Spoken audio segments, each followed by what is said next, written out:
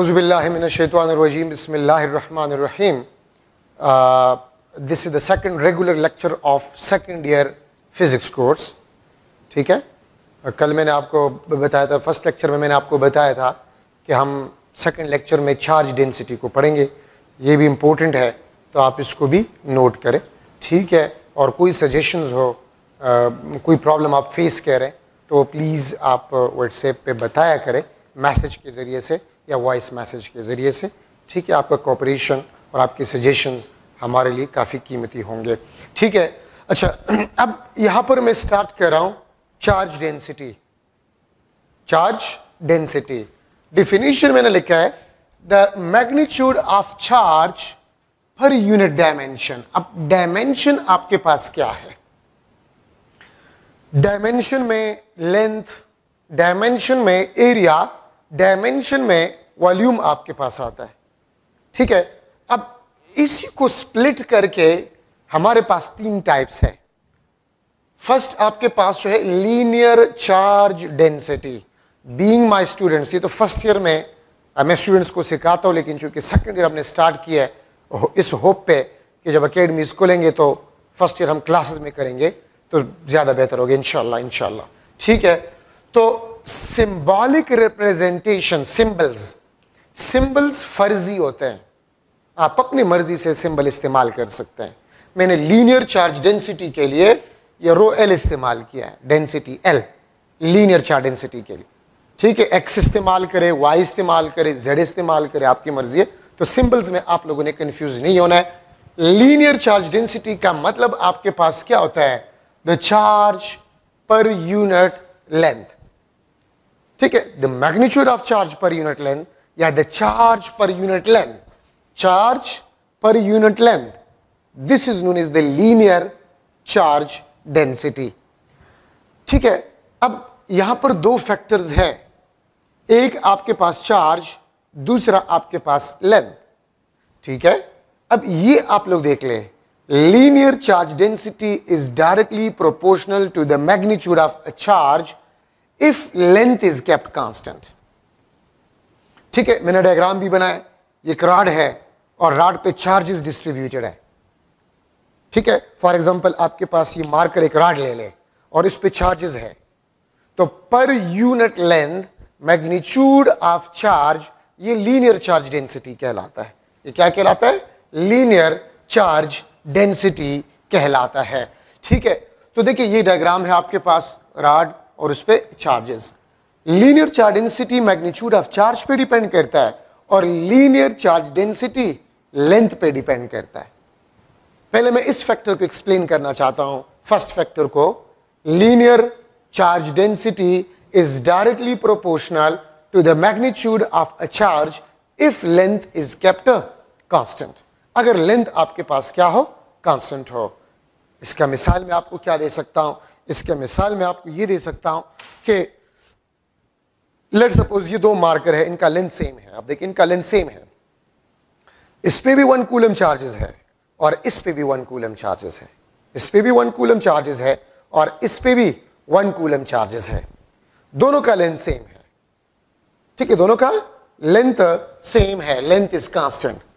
अगर लेंथ भी सेम है और मैग्नीट्यूड ऑफ चार्ज भी सेम है तो फिर लीनियर चार्ज डेंसिटी दोनों का क्या होगा? सेम होगा.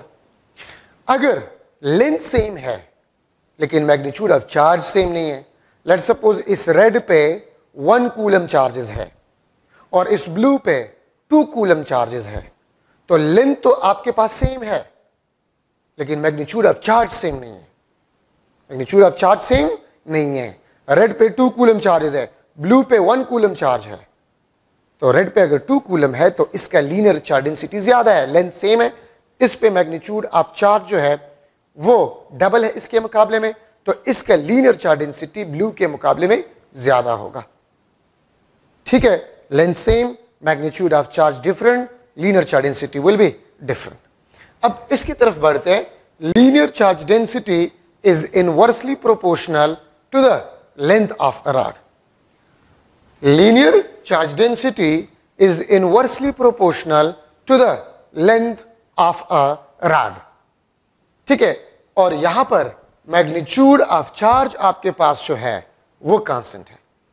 तो देखिए, अगर मेरे पास एक ये रॉड हो, ठीक है, और दूसरा मेरे पास ये रॉड हो, अब ये डबल लेंथ का है, ठीक है, इसके मुकाबले में, और अगर मैं ये कह दूं कि मैग्नीट्यूड ऑफ चार्ज इन दोनों पे सेम है, मतलब लेट्स सपोज इस पे भी 1 कूलम चार्ज है और इस पे भी 1 कूलम चार्ज है, इस पे भी 1 कूलम चार्ज और इस पे भी 1 कूलम चार्ज है, the length is not same, length same नहीं है, आपको नजर आ रहा है, ठीक है, इस पे भी 1 कूलम चार्ज, इस पे भी 1 कूलम चार्ज, ठीक है। तो याद रखिए, linear charge density is inversely proportional to the length of a rod. तो अब देखिए, 1 कूलम इस पे है, 1 कूलम इस पे है, ठीक है, तो लीनियर चार्ज डेंसिटी किसके ज्यादा होगा? इस पे जो चार्जेस है वो क्राउडेड है, लेंथ कम है, और इस पे 1 कूलम चार्जेस है वो इसके मुकाबले में कम क्राउडेड है, दूर दूर होंगे, तो इसका चार्ज डेंसिटी क्या होगा?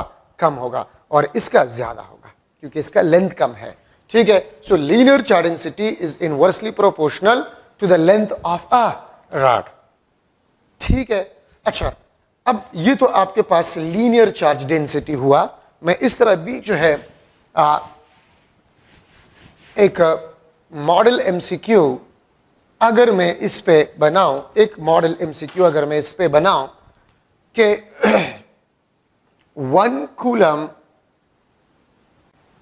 Charge exist on a rod of length L, ठीक है। 1 coulomb charges, 1 coulomb charge exist, 1 coulomb charge exist on a rod of length L where charge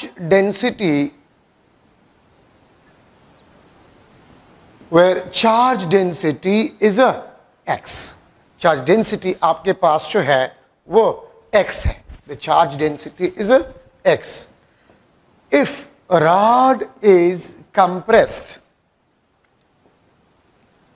if rod is compressed, then charge density of rod is a y. Charge density of rod is y. Then A option, x is equal to y. B option, x is greater than y. C option, x is less than y. And D option, none of these. None of these. ठीक है, ये एक model MCQ है, मैं repeat कर रहा हूं. 1 coulomb charge exist on a rod of length L where density is x. 1 coulomb charge एक रॉड पे है और उसका चार्ज डेंसिटी x था. If rod is compressed, then charge density of rod is a y. ठीक है, then ये आपके पास ऑप्शन है. ठीक है, ये आपके पास के ऑप्शंस है. Then A option x will be equal to y, मतलब चार्ज डेंसिटी x और y सेम होगा. B option x is greater than y. C option, x is less than y. D option, none of these. ये मैं आपको practically थोड़ा सा बता रहा हूं. ये लेट्स सपोज एक रॉड था और इस पे 1 कूलम चार्जेस थे और इसका चार्ज डेंसिटी x था. अब इसको हमने कंप्रेस किया, आई कंप्रेस इट. ठीक है, और जब मैंने इसको कंप्रेस किया तो आपको पता है कंप्रेशन के दौरान लेंथ डिक्रीज हो जाता है. लेंथ क्या हो जाता है? डिक्रीज हो जाता है. तो अगर लेंथ डिक्रीज हो जाते हैं तो अभी कुछ देर पहले मैंने आपको बताया कि linear charge density is inversely proportional to the length of a rod. देखिए, मैंने इसको कंप्रेस किया तो चार्जेस तो वही होंगे 1 कूलम, चार्जेस तो चेंज नहीं होंगे, but the length of rod will be decreases. Rod का जो लेंथ होगा वो डिक्रीज होगा, और अगर रॉड का लेंथ डिक्रीज होगा तो चार्ज डेंसिटी इंक्रीज होगा. Charge density will B increases. तो मैंने पहले चार्ज डेंसिटी को x कहा था before compression, and after compression the charge density is a y. ये आप देख सकते हैं। तो length decrease, charge density increase, it means y will be greater than x, charge density increase होगा। चार्ज डेंसिटी क्या होगा? इंक्रीज होगा। तो कंप्रेशन के बाद चार्ज डेंसिटी इंक्रीज, क्योंकि हमने तो चार्जेस को चेंज नहीं किए, चार्जेस तो वही 1 कूलम है, we just decrease the length of a rod. ठीक है, तो आपके पास आ गया x is less than y, ठीक है, या y is greater than x, charge density increase होगा। अगर मैं इसको उल्टा कर लूं कि ये रॉड है, इस पे 1 कूलम चार्जेस थे और इसको मैंने एक्सपेंड किया, इस तरह खींच लिया, ठीक है, what will happen to the charge density of this rod? ठीक है, इस रॉड का चार्ज डेंसिटी क्या होगा? तो लेंथ इंक्रीज होगा, charge density will B decreases. ठीक है, तो फिर आपके पास जो है डिक्रीज होगा अगर आप एक्सपेंड करें, लेकिन यहां पर मैंने इसको कंप्रेस कर लिया है, तो कंप्रेशन से length will be decreases, charge density will B increases, so x will be less than y या y will be greater than x। ठीक है, तो ये आपके पास करेक्ट ऑप्शन होगा। ठीक है, so this is one of the model MCQ in the linear charge density. Linear charge density का ये आपके पास एक मॉडल एमसीक्यू बन गया। अच्छा, अब यहां पर मैं लेकर रहा हूं सेकंड, सरफेस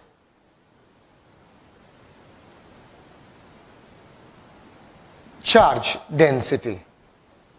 ठीक है, सरफेस चार्ज डेंसिटी। अब सरफेस चार्ज डेंसिटी क्या है, नाम से ही जो है आपको नजर आएगा। ठीक है, नाम से ही आपको नजर आए सरफेस। तो सरफेस का मतलब क्या है? The charge per unit surface area, the charge per unit surface area. अगर एक शीट है और शीट पे चार्जेस डिस्ट्रीब्यूटेड है, ठीक है, लेट सपोज आपके पास ये एक शीट है और इस शीट पे चार्जेस डिस्ट्रीब्यूटेड है, तो मैग्नीट्यूड ऑफ चार्जेस पर यूनिट एरिया ये सरफेस चार्ज डेंसिटी कहलाएगा। रॉड पे चार्जेस डिस्ट्रीब्यूटेड है तो मैग्नीट्यूड ऑफ चार्जेस पर unit length linear charge density होगा। सरफेस पे चार्जेस डिस्ट्रीब्यूटेड है तो इसको फिर हम कहते हैं सरफेस चार्ज डेंसिटी। सो आपको नजर आ रहा है, अब यहां पर डायमेंशन हमने क्या लिया है? सरफेस एरिया लिया है। ठीक है, तो मैं इसको लिख सकता हूं the magnitude of charge per unit area, ये आपके पास सरफेस चार्ज डेंसिटी कहलाता है। और सरफेस चार्ज डेंसिटी आपके पास जो है, this is directly proportional to the magnitude of a charge and inversely proportional to area. फार्मूले को आप देखें, वहां पर Q बाय L था, यहां पर Q बाय एरिया है। वॉल्यूम चार्ज डेंसिटी है Q per unit volume, V volume. Linear में magnitude of charge per unit length, surface में magnitude of charge per unit area, और वॉल्यूम चार्ज डेंसिटी में magnitude of charge per unit volume, इसको हम volume charge density कहते हैं। ठीक है, यहां पर भी आप देखें surface charge density magnitude of charge के डायरेक्टली प्रोपोर्शनल है, ठीक है, लेकिन एरिया के इनवर्सली प्रोपोर्शनल है, और ये गॉसेस लॉ में यूज हुआ है। अगर आप देखें सरफेस चार्ज डेंसिटी, ठीक है, एप्लीकेशन ऑफ गॉसेस लॉ में, तो magnitude of charge per unit area, ठीक है, surface charge density is directly proportional to the magnitude of a charge, surface charge density is inversely proportional to the area। ये sheet diagram में बना हुआ है और इस पे चार्जेस जो है वो डिस्ट्रीब्यूटेड है।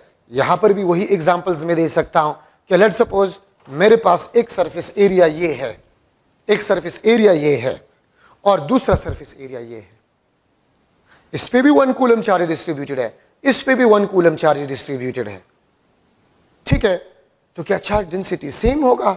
नो, चार्ज डेंसिटी सेम नहीं होगा। ठीक है, अगर मैग्नीट्यूड ऑफ चार्ज सेम है, एरिया सेम ना हो, एरिया सेम ना हो, तो फिर हम ये इस्तेमाल करेंगे। ठीक है, अब इस पे भी 1 कूलम, इस पे भी 1 कूलम, तो चार्ज डेंसिटी किसके ज्यादा होगा? इस पे भी 1 कूलम, इस पे भी 1 कूलम, इसका एरिया कम है, इसका एरिया कम है, तो चार्ज डेंसिटी ज्यादा होगा। ठीक है, ये बात याद रखिए। अगर मेरे पास एक जैसे सरफेस एरियाज हो, ये सरफेस एरिया और ये surface area same surface area है, लेकिन अगर इस पे 1 कूलम चार्जेस है और इस पे 2 कूलम चार्जेस है, तो इस पे मैग्नीट्यूड ऑफ चार्ज ज्यादा है, सरफेस एरिया तो दोनों का सेम है, तो इसका चार्ज डेंसिटी क्या होगा? ज्यादा होगा। ठीक है, तो ये बात याद रखें। तो आपके पास जो सरफेस चार्ज डेंसिटी है वो दो चीजों पे डिपेंड करते हैं, मैग्नीट्यूड ऑफ चार्ज पे और एरिया पे। ठीक है, वॉल्यूम चार्ज डेंसिटी है, लेट्स सपोज ये रूम है, ये 3D है, डायग्राम मैंने बनाया वॉल्यूम के लिए, ये सरफेस के लिए, ये लेट्स सपोज रूम है 3D और उसमें चार्जेस डिस्ट्रीब्यूटेड है 3 डायमेंशनली, तो फिर आपके पास जो चार्ज डेंसिटी होगा वो वॉल्यूम चार्ज डेंसिटी होगा। वो क्या होगा? वॉल्यूम चार्ज डेंसिटी होगा। So volume charge density is directly proportional to the magnitude of a charge and volume charge density is inversely proportional to the volume. For example, दो room है, ठीक है, एक रूम का साइज डबल है, ठीक है, तो अगर दोनों में मैग्नीट्यूड ऑफ चार्ज सेम है तो चार्ज डेंसिटी सेम नहीं होगा। ऑब्वियसली अगर मैं आपको ये बता दूं कि एक छोटा रूम और एक बड़ा रूम है, ठीक है, और छोटे रूम में भी 100 बंदे हैं और बड़े रूम में भी 100 बंदे हैं, ठीक है, तो छोटे रूम में जो 100 बंदे वो पॉपुलेटेड होंगे, कंजस्टेड होंगे, ठीक है, तो डेंसिटी ज्यादा होगा उसका। और जो बड़ा रूम है उसमें कंजस्टेड नहीं होंगे, दूर दूर जो है लोग होंगे, तो उसका डेंसिटी जो है वो क्या होगा? कम होगा। ठीक है, तो वॉल्यूम चार्ज डेंसिटी में अगर 3 डायमेंशनली चार्ज डिस्ट्रीब्यूटेड हो, ठीक है, तो फिर हम पर unit volume magnitude of charge को वॉल्यूम चार्ज डेंसिटी कहते हैं। ठीक है, तो मैग्नीट्यूड ऑफ चार्ज और ये आपके पास पर यूनिट वॉल्यूम, ये हम यूज करेंगे आपके सेकंड ईयर कोर्स में, हम ये यूज करेंगे गॉसेस लॉ में इंशाल्लाह। ठीक है, तो ये आपके पास 3 किस्म के चार्ज डेंसिटी थे। अच्छा, अब यहां पर मैं कुछ चीजें डिस्कस करवा रहा हूं जो कि इस सेकंड ईयर के फर्स्ट चैप्टर में यूज होते हैं। अगर मैं लिख लो uniform charge density, uniform charge density आप सेकंड ईयर कोर्स में फर्स्ट चैप्टर में तकरीबन हर टॉपिक में देखेंगे कि चार्ज डेंसिटी इज यूनिफॉर्म, खास तौर पे गॉसेस लॉ में। ठीक है, तो यूनिफॉर्म चार्ज डेंसिटी का मतलब क्या होता है? If charge per unit dimension, और डायमेंशन आपको पता है length, area, volume. If charge per unit dimension, length, area और volume is a same or constant, is same or constant। ठीक है, तो फिर इसको हम कहते हैं यूनिफॉर्म चार्ज डेंसिटी। इसको हम क्या कहते हैं? यूनिफॉर्म चार्ज डेंसिटी हम इसको कहते हैं। ठीक है, क्या मतलब है इसका? मतलब मैं सिंपल आपको समझा दूं। लेट्स सपोज मैं ये QCA का जो पंफलेट है मैं इसको इस्तेमाल कर रहा हूं। लेट्स सपोज इस पे चार्जेस डिस्ट्रीब्यूटेड है, ठीक है, और जो आपको ये येलो सरफेस एरिया नजर आ रहा है, लेट्स सपोज मैं इसको यूनिट एरिया कंसीडर करूं। हर एक यूनिट एरिया पे अगर आप मैग्नीट्यूड ऑफ चार्ज देके और वो सेम हो, यहां पर लेट्स सपोज 1 कूलम, यहां पर 1 कूलम, यहां पर 1 कूलम, यहां पर हर जगह पर यूनिट एरिया पे 1 कूलम, तो फिर चार्ज डेंसिटी आपके पास क्या होगा? यूनिफॉर्म होगा। चार्ज डेंसिटी आपके पास क्या होगा? यूनिफॉर्म होगा। ठीक है, और अगर पर यूनिट, दूसरा एग्जांपल मैं आपको ये भी दे सकता हूं कि लेट्स सपोज आपका रूम है और उस रूम में चार्जेस डिस्ट्रीब्यूटेड है और आप अपने रूम में यूनिट वॉल्यूम इतना वॉल्यूम ले ले चले, या 1 मीटर क्यूब वॉल्यूम ले ले, या 1 सेंटीमीटर क्यूब वॉल्यूम ले ले, ठीक है, ग्लास जितना वॉल्यूम ले ले, एक कप जितना वॉल्यूम ले ले, और आप हर एक यूनिट वॉल्यूम में मैग्नीट्यूड ऑफ चार्जेस देख रहे हैं और वो सेम है, तो इसका मतलब यह है कि आपके रूम में चार्जेस जो है वो यूनिफॉर्मली डिस्ट्रीब्यूटेड है। लेकिन आप यहां पर देखते 1 कूलम, यहां पर देखते 2 कूलम, यहां पर देखते 0.5 कूलम, तो फिर ये नॉन यूनिफॉर्म चार्ज डिस्ट्रीब्यूशन होगा। एक और बात याद रखिए, मैं यहां पर एक इंपॉर्टेंट कंसेप्ट लिख रहा हूं, इंपॉर्टेंट कंसेप्ट, और वो इंपॉर्टेंट कंसेप्ट आपके पास क्या है? तो मैं यहां पर लिख लूंगा चार्जेस विल फ्लो। ठीक है, charges will flow unless unless charge density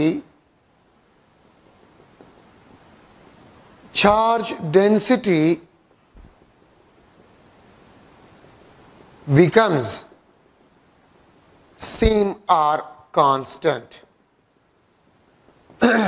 ठीक है, इंपोर्टेंट कंसेप्ट है आपके पास. चार्जेस विल फ्लो, दो बॉडीज के दरमियान चार्जेस कब तक फ्लो करेंगे? तो दो बॉडीज के दरमियान चार्जेस तब तक फ्लो करेंगे जब तक चार्ज डेंसिटी दोनों का सेम ना बन जाए. बीइंग माय स्टूडेंट्स, एक बात याद रखिए, हमेशा फ्लो जो होते हैं ना, वो हाई कंसंट्रेशन से लो कंसंट्रेशन की तरफ होता है. तूफान आता है, तूफान किस तरह आता है? ठीक है, जमीन पे कुछ इलाके गर्म होते हैं, कुछ इलाके सर्द होते हैं, ठंडे होते हैं. तो जहां पर ठंडे इलाके होते हैं वहां पर एयर का डेंसिटी ज्यादा होता है. ठीक है, और जहां पर गर्मी होता है वहां पर एयर का डेंसिटी कम होता है. ठीक है, तो हवाएं जो है वो ठंडे इलाकों से हाई कंसंट्रेशन से, ठीक है, गर्म इलाकों की तरफ फ्लो करना शुरू कर जाते हैं. तो आप लोगों ने देखा होगा कि गर्मियों में तूफान ज्यादा आते हैं, ठीक है, और तेज आते हैं. आंधी और तूफान गर्मियों में ज्यादा होता है. तो याद रखिए, इस नेचर का कानून यह है कि फ्लो हमेशा हाई कंसंट्रेशन से लो कंसंट्रेशन की तरफ होता है, हाई डेंसिटी से लो डेंसिटी की तरफ होता है फ्लो. अब ये बात मैंने क्यों की? तो यहां पर मैं एक आपसे कुछ क्वेश्चंस जो है वो मैं पूछूंगा. फर्स्ट ऑफ ऑल तो आपसे मैं अगर पूछ लूं कि ये आपके पास चार्ज कंडक्टर है, चार्जेस दो तरीकों से प्रोड्यूस हो सकते हैं. ठीक है, दो तरीकों से चार्जेस प्रोड्यूस कर सकते हैं. एक होता है कंडक्शन, एक होता है इंडक्शन. कंडक्शन वो प्रोसेस होता है जिसमें चार्जेस फ्लो करते हैं, ठीक है, और दो बॉडीज के दरमियान चार्जेस एक्सचेंज हो जाए, एक बॉडी इलेक्ट्रॉन लॉस करे और दूसरा गेन करे. और दूसरा प्रोसेस होता है इंडक्शन. दूसरा प्रोसेस क्या होता है? इंडक्शन. इंडक्शन क्या होता है? अगर आप एक चार्ज बॉडी को एक न्यूट्रल बॉडी के करीब ले आए तो वो चार्ज बॉडी उस न्यूट्रल बॉडी पे चार्जेस को इंड्यूस कर लेता है. यहां पर कोई एक्सचेंज ऑफ चार्ज नहीं होता, इलेक्ट्रॉन्स नहीं होते. आप एक चार्ज बॉडी को एक न्यूट्रल बॉडी के करीब ले आए तो यहां पर जो चार्जेस इंड्यूस होते हैं वो इंड्यूस चार्जेस कहलाते हैं और प्रोसेस इंडक्शन कहलाता है. मैं अगर लूं ये एक कंडक्टर है, ठीक है, और इस पे पॉजिटिव चार्ज है, इसका रेडियस आपके पास जो है this is R A, this is R A, और मैंने इस कंडक्टर को एक कंडक्टर वायर के जरिए से एक दूसरे कंडक्टर से कनेक्ट किया. ये आपके पास कंडक्टर वायर है, ये आपके पास कंडक्टर वायर है, ठीक है, और ये आपके पास ए कंडक्टर है, ये आपके पास बी कंडक्टर है. ठीक है, मैं इसको अंडरलाइन नहीं कर रहा, मैं सिर्फ अंडरलाइन कर लूंगा. ये आपके पास ए कंडक्टर, ये आपके पास बी कंडक्टर, ये भी पॉजिटिवली चार्ज है और इसका रेडियस आपके पास आर बी, इसका रेडियस आपके पास जो है वो आर ए है. ठीक है, इसका रेडियस आर ए, इसका रेडियस आर बी. ये ए कंडक्टर, ये बी कंडक्टर, और ये हमने कनेक्ट किया कंडक्टर वायर के साथ, ये हमने कंडक्टर वायर के साथ कनेक्ट किया. ठीक है, अब यहां पर मैं कुछ कंडीशन जो है वो लिखवा रहा हूं, गौर से आप इसको सुने. इसमें मेरा मतलब आप लोगों को एक इंपॉर्टेंट कंसेप्ट देना है.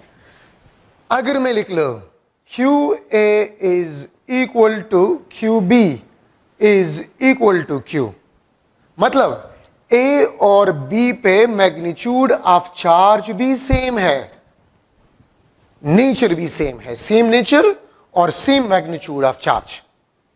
ठीक है, एंड ये मैं फर्स्ट एग्जांपल लिख रहा हूं, and R A is equal to R B means same size conductors,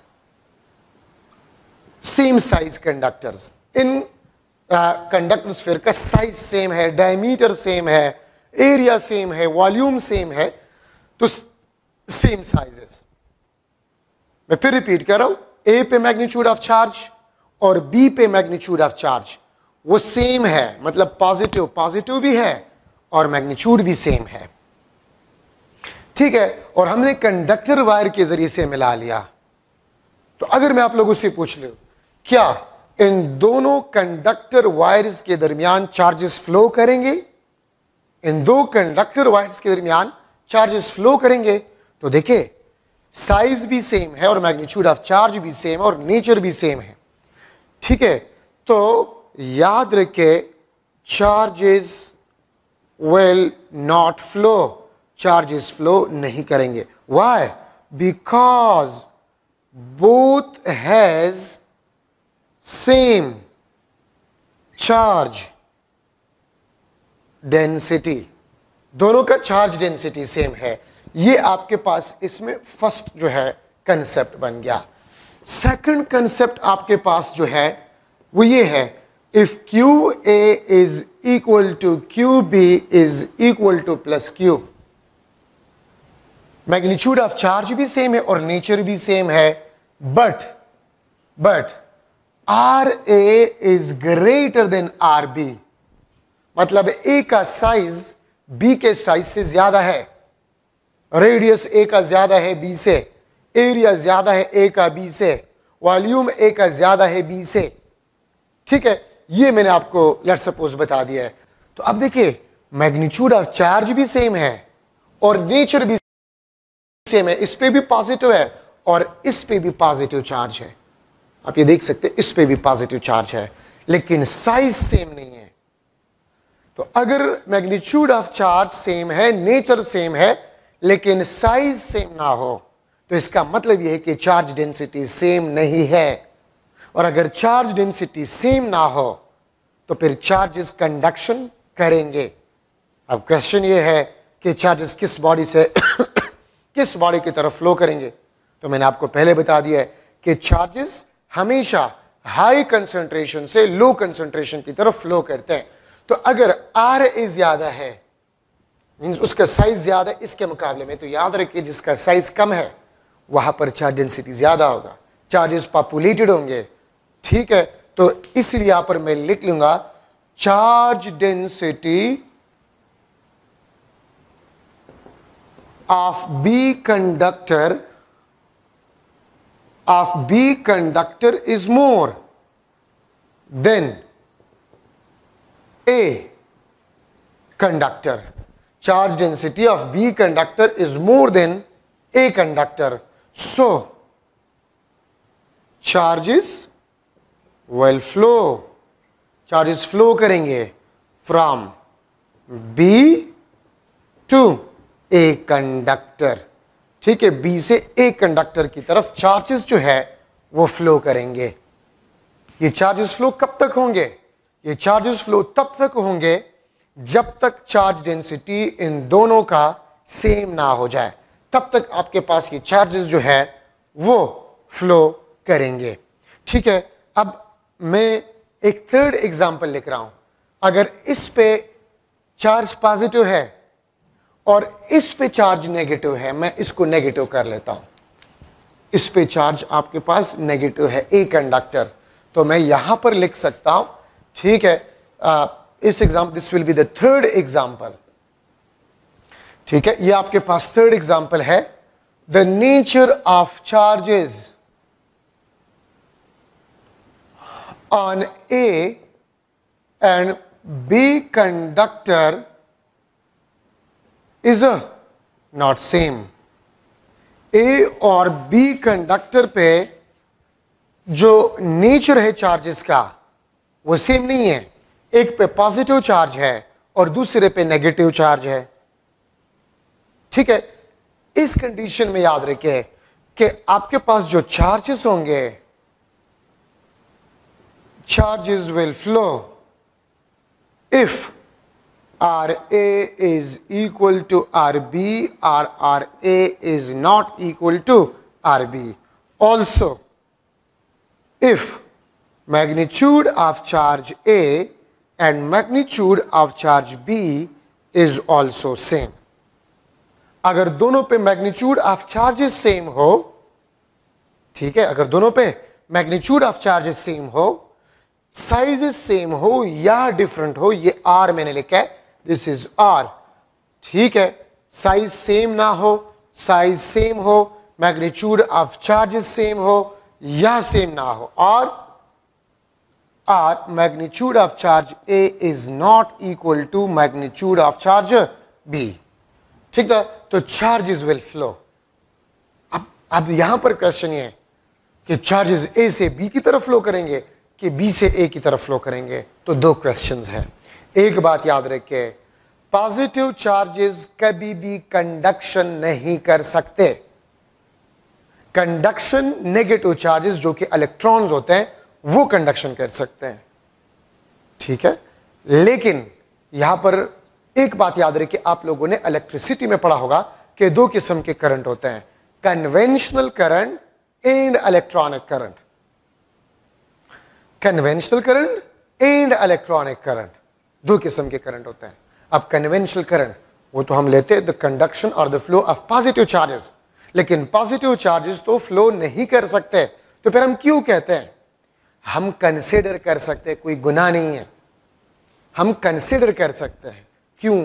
क्योंकि इलेक्ट्रिसिटी में आपने पढ़ा है कि अगर नेगेटिव चार्जेस एक डायरेक्शन में जा रहे हैं, उतनी ही अगर पॉजिटिव चार्जेस अपोजिट डायरेक्शन में जाए, उतनी मैग्नीट्यूड ऑफ चार्जेस, तो effect will be same, effect same होगा। इफेक्ट क्या होगा? सेम होगा। तो देखिए, अब यहां पर अगर मैं कह दूं कि इलेक्ट्रॉन्स किस कंडक्टर से किस कंडक्टर की तरफ फ्लो करेंगे, या नेगेटिव चार्जेस किस कंडक्टर से किस कंडक्टर की तरफ फ्लो करेंगे, तो नेगेटिव चार्जेस बी से ए की तरफ जाएंगे और पॉजिटिव चार्जेस ए से बी की तरफ जाएंगे, ठीक है। और ये फ्लो कब तक होगा? तब तक होगा जब तक चार्ज डेंसिटी सेम ना बन जाए। तो मैं इसको शॉर्ट कर लेता हूं, अगर दो कंडक्टर्स हो और उस पे अपोजिट चार्जेस हो और वो आप कंडक्टर के जरिए से मिला ले तो चार्जेस कंडक्शन करेंगे।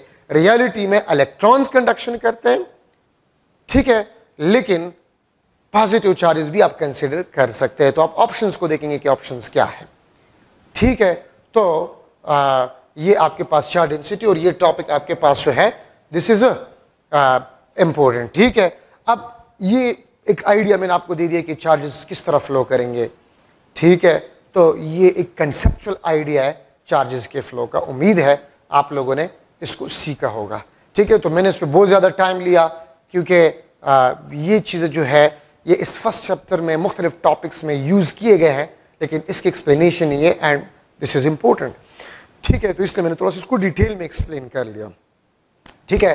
इंशाल्लाह फिर नेक्स्ट लेक्चर में कूलम्स लॉ के साथ आएंगे, ठीक है। कूलम्स लॉ में भी ज़्यादा टाइम लगेगा, ठीक है। इम्पोर्टेंट भी है, ज़्यादा टाइम उसमें भी लगेगा, ठीक है। और उसके बाद फिर इलेक्ट्रिक फील्ड लाइंस वगैरह, इलेक्ट्रिक फील्ड इंटेंसिटी वगैरह उसकी तरफ जाएंगे। उम्मीद है आपको कोई प्रॉब्लम नहीं होगा, लेकिन फिर भी अगर आपको कोई इशू है तो अकेडमी वालों ने जो नंबर दिया है व्हाट्सएप का, तो वो उस पर आप वॉइस मैसेज के, अगर फ़ोन मत कर क्योंकि वो मेरे पास नहीं होता, ठीक है। आप उस पर वॉइस मैसेज किया करें, तो वो जब भी दिन के वक्त वो मुझे मोबाइल देगा, उसमें आपके जो क्वेश्चंस होंगे तो मैं भी आपको वॉइस मैसेज के ज़रिए से उसका आंसर जो है वो बताऊंगा, ठीक है। उम्मीद है इंशाल्लाह प्रॉब्लम ज़्यादा सॉल्व होंगे। अभी भी मैं आपको रिक्वेस्ट कर रहा हूँ, ये सिस्टम नया है तो इश्यूज़ आ सकते हैं, सब्र करना है, तहम्मुल से काम लेना है। हम आपके लिए लगे हुए हैं, ठीक है, और हम कोशिश करें कि बेहतरीन से बेहतरीन सिस्टम आपको प्रोवाइड करें, ठीक है। हमारे लिए भी सिस्टम नया है, प्रॉब्लम्स और इश्यूज़ नेट है, तो नेट किसी के कंट्रोल में भी नहीं होता, कभी भी कुछ भी हो सकता है, ठीक है। तो थोड़ा सा आप लोगों ने तहम्मुल से काम लेना होगा और इंशाल्लाह उम्मीद है कि जो लोग कह रहे हैं एजुकेशनल इंस्टीट्यूट्स में लॉकडाउन SOPs के मुताबिक से उठाए जा रहे हैं, उम्मीद तो है, बाकी अल्लाह के काम है, ठीक है। तो हम सब्र करेंगे इंशाल्लाह, सब्र करें, आपको इंशाल्लाह हम हर किस्म फैसिलिटेट करेंगे। थैंक यू सो मच, न ख्याल रखें।